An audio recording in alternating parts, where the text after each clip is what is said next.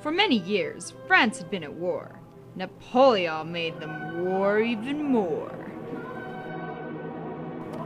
After losing, Spain cut France some slack and gave the Louisiana territory back. Austria lost to the armies Napoleon the Great and gave France control of the German state. From them he created the Confederation of Rhine and declared them loyal to France for all time. Britain was the first country he couldn't defeat. Their navy was simply far too elite. First at the Nile, then Copenhagen and Trafalgar, Lord Nelson destroyed the French navy's power. At Austerlitz, Austria gave its last gasp, and Europe was now within France's grasp.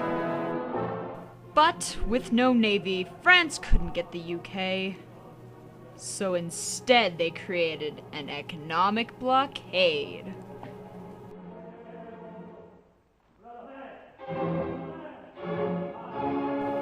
And then France turned its attention to Russia. And between them, they created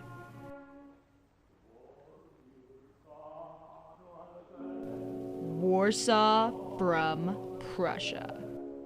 The Treaty of Tilsit made the Russians give aid, so they agreed to join the Continental Blockade. But Portugal didn't like cutting off Britain, so Napoleon sent troops in to start smitten. But then he suppressed the Inquisition, putting Spain in a very awkward position.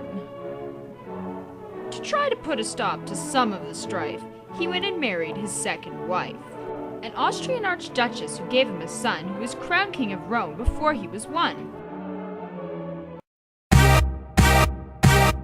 The blockade was starting to badly affect Russia, and Warsaw threatened them, unlike Prussia. So they left the blockade, putting France in a bind. And so Napoleon decided to kick Russia's behind. Russia is cold! As Hitler would learn, they are willing to let their food and houses burn. The Russians torched everything and ran, leaving the French soldiers only empty land. Those who didn't starve froze to death, and the Russians took prisoner all those who were left. And if Hitler had had Napoleon's biography to read, he would have known this was the worst failure yet in history.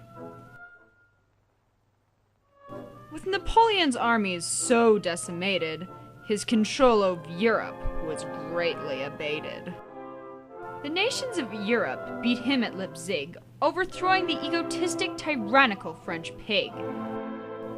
The Confederation of the Rhine turned against France, which greatly helped the Allies advance.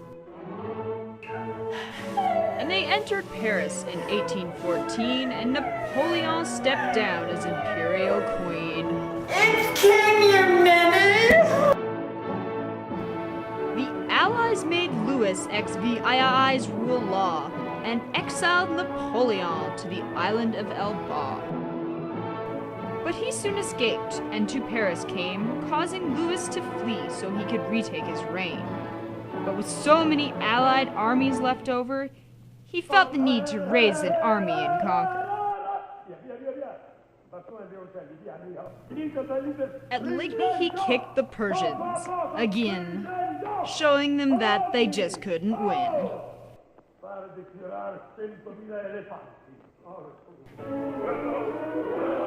Then at Waterloo he started to beat Wellington, and by the afternoon he had nearly won.